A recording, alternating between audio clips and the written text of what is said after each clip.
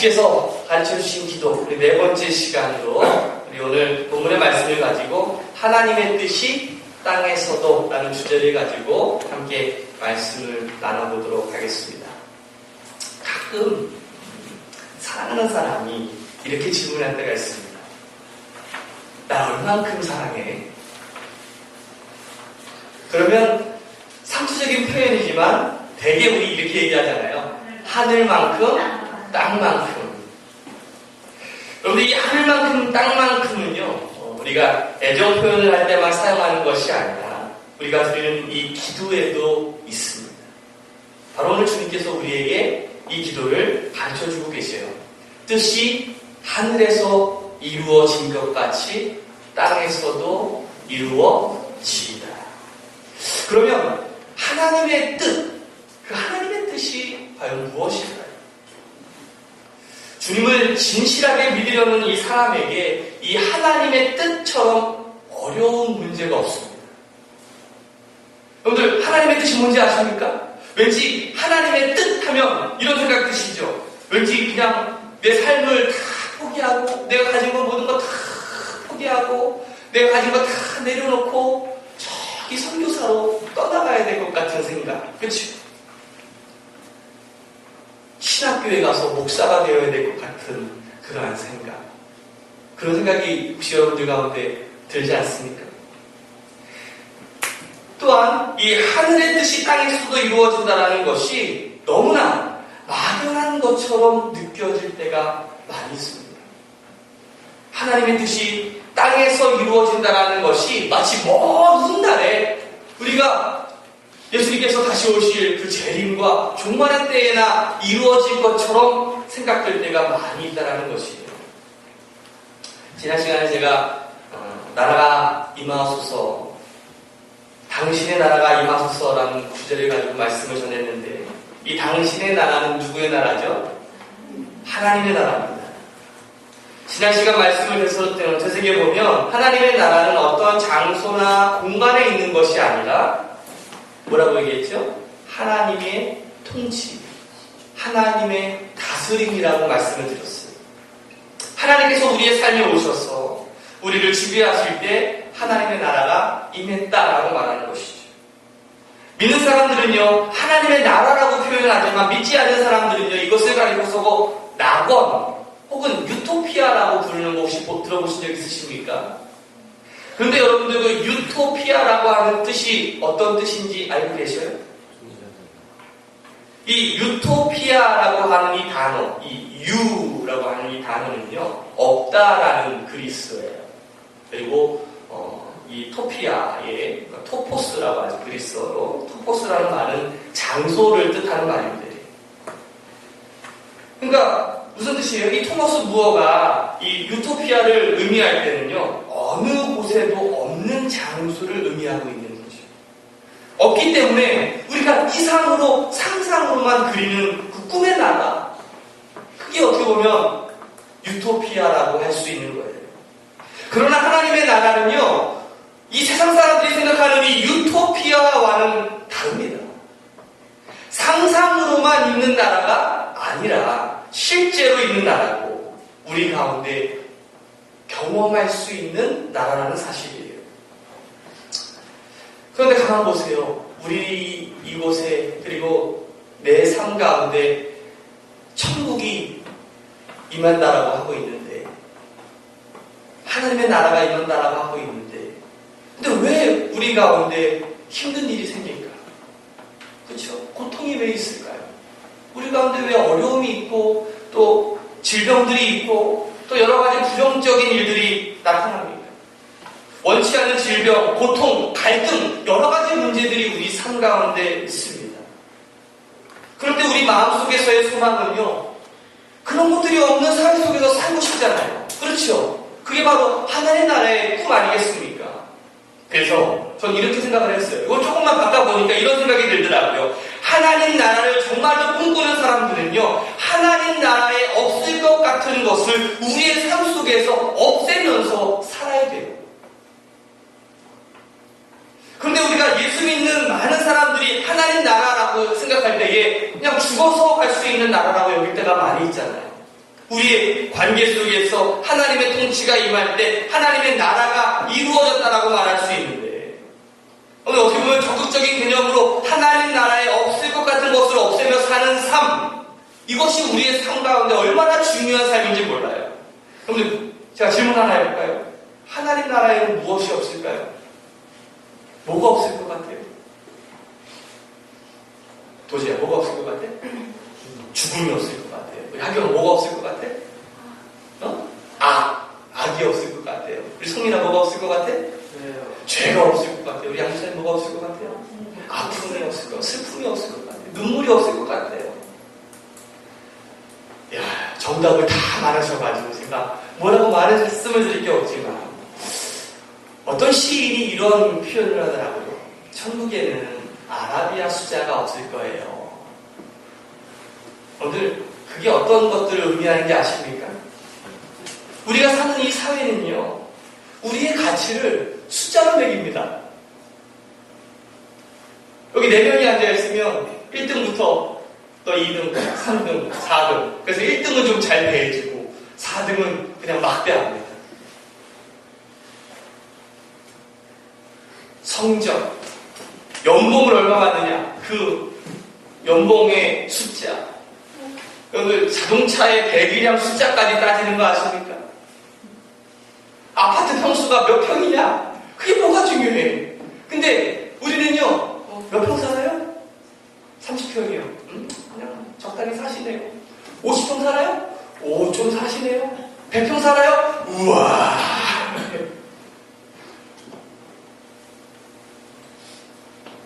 그러나 하나님의 나라는 이렇게 숫자로 매기는 삶이 아닙니다. 좀 더 좀 구체적으로 표현하면 이런 거예요. 하나님 나라에 음식물 쓰레기가 있을까요? 없을까요? 없겠지요. 음식물 쓰레기가 없을 거예요. 그러면 여러분들 생각해 보세요.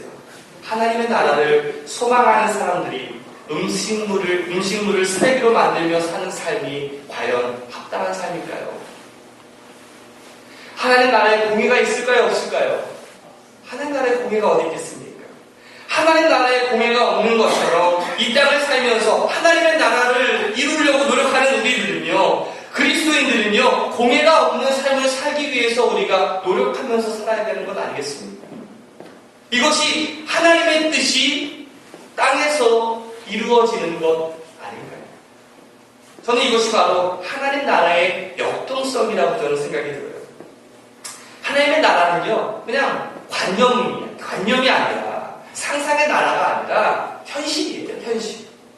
하나님 나라를 이루기 위해서 우리 인생을요, 살아내야 돼요. 그런데 하나님 나라가 우리 현실에서 잘 이루어지지가 않습니다. 그렇죠? 왜 그렇습니까? 오늘 본문의 기도는요, 우리에게 두 가지의 세계관이 있다라고 우리에게 가르쳐주고 있어요. 하나는요, 하늘의 세계관이 있고요, 다른 하나는 땅의 세계관이 있다는 것이죠. 우리가 살고 있는 이 사회는요, 하늘의 세계관을 추구하는 사람들이 더 많을까요? 땅의 세계관을 추구하는 사람들이 더 많을까요?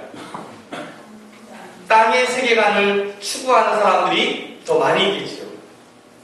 이 땅의 세계관에 휩싸여 사는 우리는요, 항상 바쁘고 분주하고 피곤합니다. 평안함이 없어요. 마치 바쁜 것이 한 사회의 신분처럼 여겨지는 것처럼 그런 사회 속에서 살고 있습니다. 야, 바빠. 그러면 좀 잘 나가는 사람 같고, 나 한가해요. 그러면 왠지 좀 이상한 사람 같고, 누군가 저한테 저 한가해요 라고 이렇게 한다면 여러분들 저를 어떻게 생각하겠어요? 저 사람 좀 문제 있는 거 아닌가? 그렇죠? 어떻게 보면 그러니까 일부러라도 바쁜 척하면서 살아가고 있는 시대가 오늘 우리가 살고 있는 이 시대인 것 같아요. 그런데 여러분들 이런 거 아십니까? 분주하면, 바쁘면 중요한 것을 잊어버릴 때가 많이 있어요. 여러분들 그 한자어를 보면 그 마음식 옆에 망자가 이 분주할 망자거든요. 옆에 있는 게. 근데 우리 마음을 놓치면 어떻게 되냐면 그 마음 밑으로 가요. 어떻게 되냐면 잊을 망자로 바뀌게 되는 거예요. 그러니까 우리가 정말 잊어버려서는 안 되는 것을 잊어버리는 사회 속에서 살아갈 때가 너무나 많이 있다는 것이죠. 그런데 보세요. 내가 하나님 나라에 얼마나 가치 있는 존재인가. 여러분들 그 가치를 잃어버리면서 살 때가 얼마나 많이 있습니까? 우리 선언한 교인들의 가치가 있잖아요. 하나님을 기쁘시게 사람을 행복하게 하는 삶을 위해서 하나님께서 우리를 불러주셨는데 여러분들 그 부르심을 우리가 잊어버리면서 살아갈 때가 얼마나 많이 있습니까? 내가 하나님의 자녀로 택하신 족속으로 제사장으로 나를 삼아주셨는데 그 중요한 사실을 잊어버리면서 살 때가 얼마나 많이 있어요. 나는 30도로만 살아갈 거예요. 나는 25도로만 살아갈 거예요. 아니요, 그보다 더 중요한 가치가 여러분들에게 있잖아요. 우리는 바쁜 삶을 살아갑니다. 그런데 누군가 나를 딱 찾아올 때에 그 사람을 정말 따뜻하게 맞아준 적이 있습니까? 그렇지 않습니다. 저도요, 점점 목회의 연륜이 조금씩 이제 들어가니까 제가 전에는 찾아갔는데 이제는 조금씩 후배들이 저를 찾아올 때가 있어요. 그러고서 제가 깜짝깜짝 놀랄 때가 있더라고요. 제가 목사가 된 지 7년이 됐어요. 야, 목사 안수 받은 지가 진짜 엊그제 같은데. 제가 우리 감독님께 이렇게 목사 안수를 다 받을 때가 정말 엊그제 같은데 벌써 제가 이제 7년 차를 지나고 있습니다. 참 세월이 금방금방 지나가는 것 같아요. 그럼 누군가 저를 딱 찾아오면 어떻게 해야 돼요? 그 사람을 환영하고 그 사람을 기쁘게 맞아주고 그 사람에게 잘 접대를 해줘야 되는데 그렇지 않더라고요. 내가 지금 할 일이 이렇게 많은데 이렇게 웃으면서 이리 와서 앉으세요라고는 말하지만 언제가나 할 일이 많은데 이게 저만의 문제는 아니라고 생각이 들어요. 분주함으로 인해서 오히려 따뜻하게 환영해야 될 그 사람을 오히려 불편해하는 것은 아닐까요? 찾아오는 사람을 한 인격으로 대하는 것이 아니라 처리해야 될 일거리로 여기면서 살아가고 있지는 않습니까? 하나님께서 나에게 맡겨진 자녀들도 있는데 그 사랑하는 자녀들 정말 인격으로 한 지체로 정말 소중한 존재로 바라봐줘야 됨에도 불구하고 우리의 소유물로 여기면서 그냥 때 되면 밥 주고 그냥 학원 보내주고 하는 그러한 등의 일거리처럼 우리가 그 자녀들을 여기면서 살아가고 있지는 않습니까? 하나님께 예배드리러 오는 오늘 이 주일의 시간도 마찬가지인 것 같아요. 그냥 한 시간 때우다 가는 인천이 하는 그런 시간으로 여기면서 이곳에 온다면 정말 우리는 너무나 삭막한 땅의 세계관을 가지면서 살아가는 사람인지 모릅니다. 여러분, 하늘의 세계관은요, 이런 것이 아니에요. 하늘의 세계관은요, 평안이 있고요, 안식이 있습니다. 저는 이것을 여유가 있는 삶이라고 표현합니다. 한번 여러분들에게 물어보세요. 내 자신에게. 나는 정말 여유가 있는 삶을 살아가고 있습니까? 평안의 삶을 살아가고 있습니까? 어떤 학자가 우리에게 이렇게 말을 하더라고요. 내가 할 수 있는 일에 70%만 하고 살아라. 여러분, 우리가 사는 삶은요, 70%의 삶을 살 것을 요구하는 것이 아니라 120%의 삶을 살 것을 요구하고 있지 않습니까? 이것이 땅의 세계관이에요. 타인을 환대하는 공간이 아니라 적대의 세상을 살고 있지 않습니까? 서로 경쟁하고 서로 미워하고 서로의 것을 더 가지려고 하는 사회 속에서 살아가고 있어요. 그래서 우리의 삶은 피곤한 거예요. 여러분들 잠을 많이 자도 피곤해. 그렇죠? 휴일날 여러분들 모처럼 한번 정말 한번 잠을 정말 많이 한번 잡아야 되겠다. 제가 한번 12시간을 잡은 적도 있어요. 근데요, 12시간 잔 날이 더 피곤해요.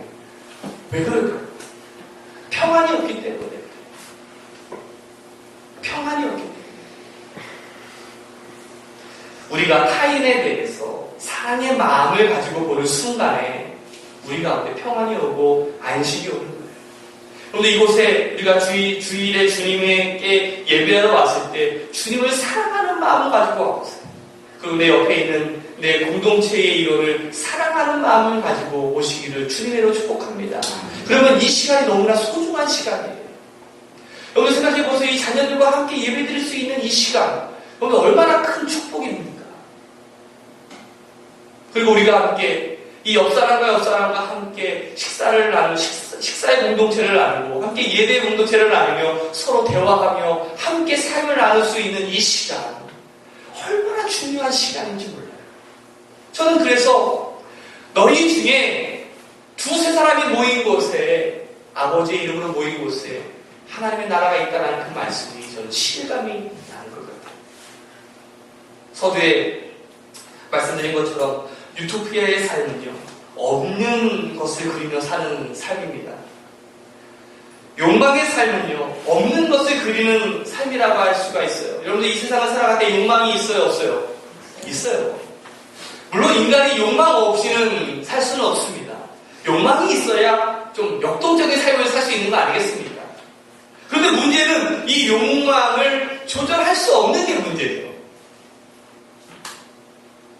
사랑하는 새로남교 여러분, 하늘의 세계만 중요하고 땅의 세계는 중요하지 않다는 이야기가 아니에요. 하늘의 세계만을 바라보면서 땅의 세계는 될 대로 되라는 식의 삶도 아니에요. 마태복음 18절 말씀에 보면 이런 말씀이 있습니다. 한번 같이 한번 읽어볼까요? 시작. 내가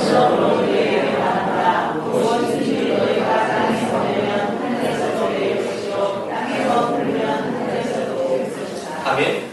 우리가 하늘에서 매면 땅에서도 매이고 하늘에서 풀면 땅에서도 풀릴 거라고 생각을 하는데 성경은 이거를 반대로 이야기하고 있어요.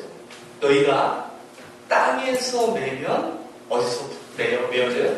하늘에서 매어지고 땅에서 풀면 하늘에서 풀린다라고 말씀하고 있는 거예요. 여러분들 마태복음 18장 그 다음 절에 19절과 20절 말씀에도 하늘과 땅에 대한 표현이 나오는데 같이 한번 읽어볼까요? 시작. 내가 거듭 너에게 말한다. 땅에서 너희 가운데 두 사람이 합심하여 무슨 일이든지 구하면 하늘에 계신 내 아버지께서 그들에게 이루어 주실 것이다. 두세 사람이 내 이름으로 모여있는 자리 거기에 내가 그들 가운데 있다. 이 말씀에도 땅과 하늘의 관계를 말씀하고 있습니다. 땅에서 우리가 합심하여 기도하면 하늘에 계신 하나님께서 어떻게 해주신대요? 그 기도를 들어주신다라고 말하고 있어요. 이 합심하여 기도한다라는 표현은요, 하나님의 뜻을 분별해서 한 마음으로 기도하는 것을 말하고 있어요. 다시 말하면 땅에서 하는 우리의 행위가 하늘의 행위를 결정짓는다라는 것이, 이 땅에서 우리가 기도하는 것이 하나님의 뜻을 이루는 초석이 된다라고 말씀하고 있는 거예요. 뜻이 하늘에서 이루어진 것처럼 땅에서도 이루어지다라는 이 기도는요, 우리의 현실과 동떨어진 막연한 기도가 아니라 우리가 이 땅에서 살아내야 되는 숙제인 거예요. 그래서 하늘의 삶과 땅의 삶은요, 연속선상에 있는 삶인 거예요. 그냥 내가 오늘 마음대로 막 살았다가 그냥 천국 가면 내가 다른 모습으로 확 변해가지고 살아갈 거야 라는 그것이 아니라, 오늘 내가 이 땅에서의 삶을 정말 하나님의 뜻이 이루어지는 것처럼 나아갈 때에 그것이 바로 하나님 나라가 임한다는 사실을 믿으시기를 주님의 이름으로 축복합니다. 그러면 하늘의 뜻이 땅에서 이루어지도록 하기 위해서 구체적으로 우리가 어떤 삶을 살아가야 될까요? 먼저 하나님을 사랑해야 됩니다. 한번 따라하시죠. 하나님을 사랑합시다. 하나님의 뜻을 알기 위해서 반드시 필요한 것은요, 사랑이라고 저는 믿어요. 사랑은요, 참 무엇이나 아멘 하고서 따라가게 하는 심리가 있는 것 같아요. 여러분들 생각해 보세요. 제가 도제를 막 데리고 막 아무 데나 막 가. 그럼 도제 나 따라오냐 안 따라오냐? 왜 따라올까? 믿으니까. 거기는 사랑의 관계가 있는 거죠. 그래서 제 아내가 있는데 나만 믿고 따라와. 그러면 따라와요 안 따라와요? 따라가요. 왜요? 사랑하니까 불속으로도 들어가도 믿고 있는 거예요. 그래서 예수님은요, 자신의 뜻을 행하는 사람을 자기의 어머니요, 형제요, 자매라고 말하고 있지 않습니까? 성경 보세요. 마가복음 3장 35절 말씀해 보면 누구든지 하나님의 뜻대로 하는 자는 내 형제요, 자매요, 모친이라 라고 말씀하고 있어요. 여기서 이 어머니, 형제, 자매라는 말은요, 핏줄, 그 혈연으로, 육체적인 혈연으로 맺어진 그 핏줄이 아니라 사랑으로 뭉친 그러한 혈연을 말하고 있는 거예요. 우리가 하나님의 뜻을 따르지 못하는 이유가 사랑의 결핍에 있다는 사실 아십니까? 그래서 하나님은 우리에게 요구하고 있는 거예요. 너희는 마음을 다하고 뜻을 다하고 성품을 다하고 목숨을 다하여 주 너의 하나님을 뭐하래요? 사랑하라. 여러분의 마음을 비워두세요. 하나님의 사랑이 들어갈 수 있는 것만으로 여러분들의 마음이 하나님의 사랑으로 채워줄 수 있도록 여유를 좀 가지고 여러분의 마음을 비워두고 하나님의 사랑을 여러분들의 가슴 속에 채울 수 있는 우리 새로운학교 성도들이 되시기를 주님의 이름으로 축복합니다. 그리고 여러분들의 인생 방향을 하나님께 맞추어야 됩니다. 한번 따라하시다. 우리의 인생 방향을 하나님께 맞춰야 됩니다. 요즘에는요, 지도나 내비게이션이 잘 나와서 아무리 멀리 가도 염려가 없어요. 그렇죠? 그냥 시키는 대로만 가면 잘 찾아와 줍니다. 그런데 옛날에는요, 그렇지 않았잖아요. 길을 잃고 막 헤매는 경우가 얼마나 많이 있었습니까?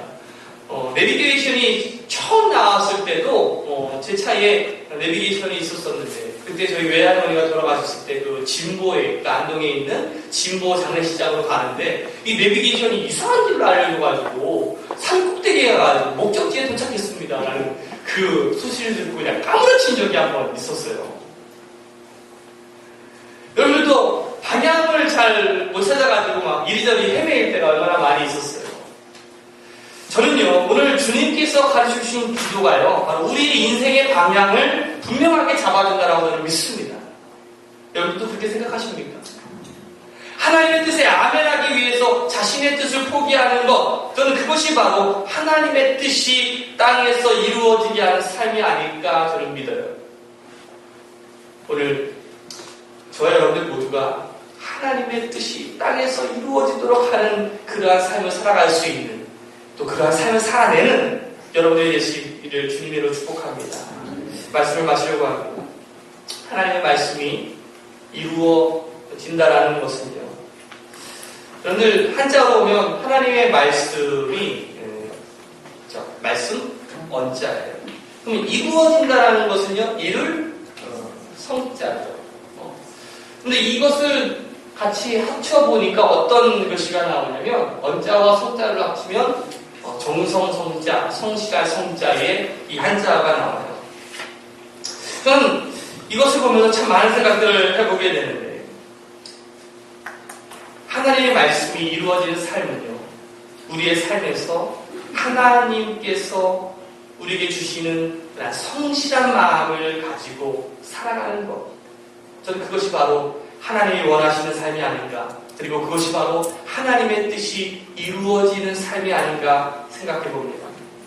하나님의 뜻이란 모든 것을 포기하고 이용규 선교사처럼 몽골에 가서 선교사가 되라, 직업을 포기하고 다시 신학교에 가서 목사가 되라 라는 것을 의미하는 것이 아니에요. 이 시대의 천재화가 렘브란트, 신곡을 썼던 단테, 근데 이 사람들이 다 목사가 그리고 선교사가 된 것은 아니지 않습니다. 오늘 여러분들의 삶에서, 그리고 여러분들의 삶의 현장에서 하나님께 아멘하는 이 사랑의 마음을 가지고 하나님의 뜻이 여러분들의 삶에 이루어지도록 성실하게 여러분들의 삶을 살아가는 것, 저는 그것이 바로 하나님의 뜻이 땅에서 이루어지는 삶이라고 저는 믿습니다. 기도하겠습니다.